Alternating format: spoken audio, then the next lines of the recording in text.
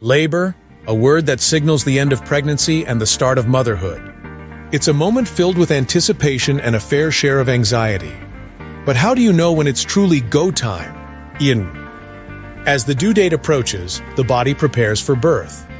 One of the earliest signs is the baby dropping lower into the pelvis, known as lightening. This can happen a few weeks or just hours before labor begins. Another telltale sign is the loss of the mucus plug, which might be tinged with blood, often called the bloody show. Then there's the increase in Braxton Hicks contractions, which become more rhythmic and painful as labor approaches. These are rehearsals for the real deal, but they can sometimes blur the lines between false alarms and early labor. When contractions become longer, stronger, and more consistent, it's a sign that active labor may be starting. Timing them is key. When they're about 5 minutes apart, lasting for a minute, and this pattern holds for an hour, it's a strong indicator that the body is gearing up for delivery.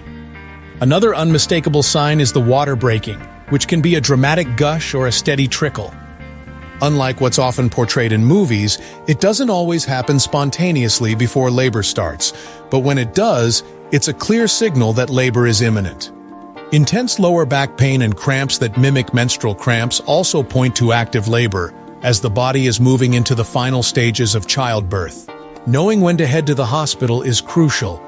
If the water has broken, contractions are 5 minutes apart and consistent, or there's significant vaginal bleeding, it's time to make the trip. Always consult with a healthcare provider for personalized advice, as every labor experience is unique. Remember, it's better to be safe and get checked out than to wait too long at home.